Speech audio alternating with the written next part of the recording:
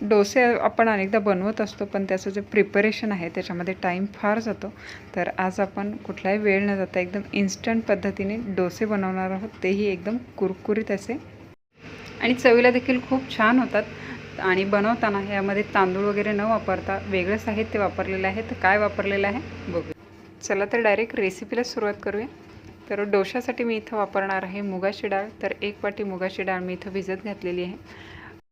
आणि जर एकदम इन्स्टंट तुमचं करायचं ठरलं, डोसे बनवायचे ठरले, तर काय करायचं आहे, मुगाची डाळ जी आहे ना थोडंसं कोमट पाण्यामध्ये भिजायला घालायची आहे. एक 15 ते 20 मिनटामध्ये ही एकदम व्यवस्थित अशी भिजली जाते.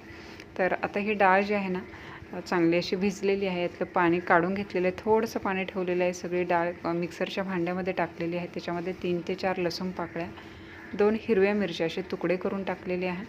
त्याच्यामध्येच पाव चमचा जिरं देखील टाकलेलं आहे. 1 आल्याचा तुकडा टाकलेला आहे. आणि हे सगळं साहित्य आपल्याला मिक्सरमध्ये चांगलं असं बारीक करून घ्यायचं आहे. पाणी थोडंसं ठेवलं होतं, त्याच्यामुळे पाणी टाकायची गरज नाही. तर या पद्धतीने हे वाटून झालेलं आहे. बऱ्यापैकी हे मऊ झालेलं आहे. तर आता याच्यामध्ये अजून साहित्य ॲड करणार आहे. तर 2 चमचे बारीक रवा ॲड केलेला आहे. रवामुळे काय होईल की डोसा जो आहे ना क्रिस्पी होईल. आणि 1 चमचा चणा डाळीचं पीठ आहे. चणा डाळीचं पीठ वापरणं पूर्णतः ऑप्शनल आहे, पण चव जी आहे ना डोस्याची छान येते. तर रवा आणि चणा डाळ घालून पुन्हा आपण हे सगळं असं वाटून घेतलेलं आहे. आणि इथं पाहू शकता एकदम मस्त एकदम बारीक असं हे वाटलं गेलेलं आहे. जी मुगाची डाळ होते त्याचे कुठे असे कण वगैरे दिसत नाही, एवढी एकदम स्मूथ पेस्ट आपल्याला करून घ्यायची आहे. आता हे सगळं वाटण आपण एका भांड्यामध्ये काढलेलं आहे. आणि याची कन्सिस्टन्सी पाहू शकता. गरज वाटल्यास आपण नंतर याच्यामध्ये पाणी थोडंसं ॲड करू शकतो.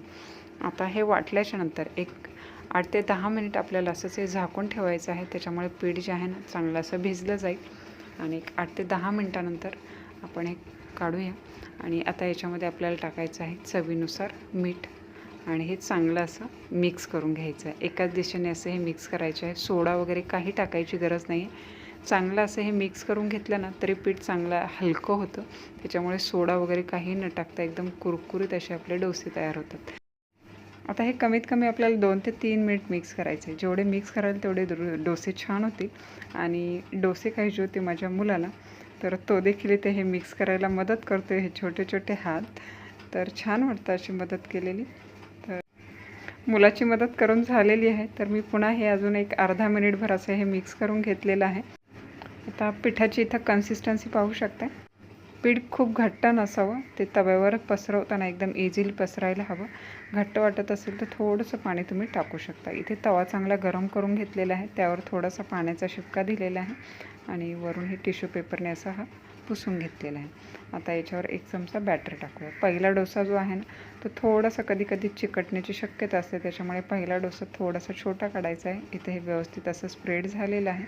तवा देखील चांगला तापलेला होता. तर एकदम पातळ असा हा डोसा झालेला आहे.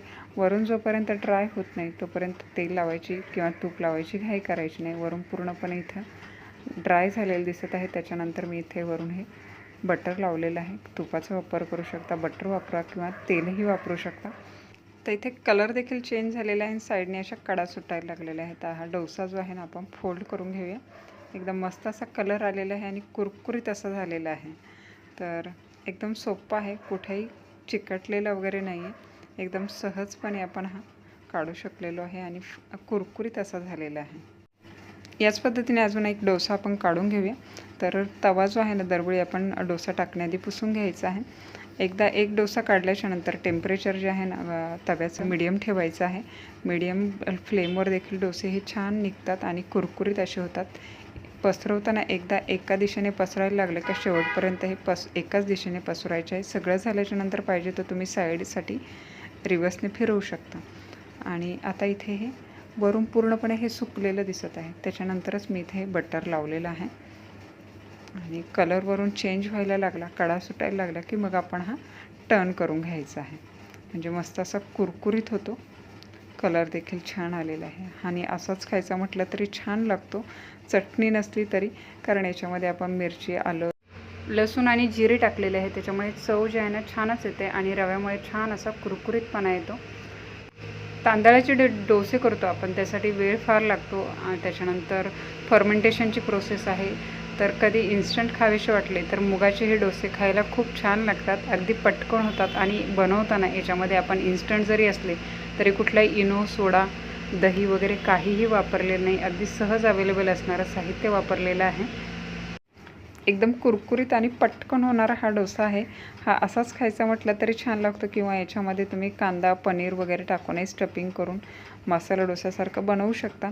चटणीबरोबर खाऊ शकता. कुठलीही आपली इडली चटणीला ज्या चटण्या करतो तशा चटण्या करून देखील तुम्ही हा डोसा बनवू शकता.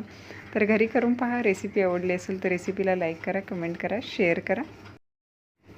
आणि अशाच नवीन नवीन रेसिपी पाहण्यासाठी केटीकेच्या मराठी रेसिपीजला सबस्क्राईब करा. बाजूला असलेलं बेल आयकॉनचं बटन प्रेस करा, जेणेकरून येणाऱ्या सगळ्या नवीन रेसिपीचं नोटिफिकेशन सगळ्यात आधी तुम्हाला मिळेल.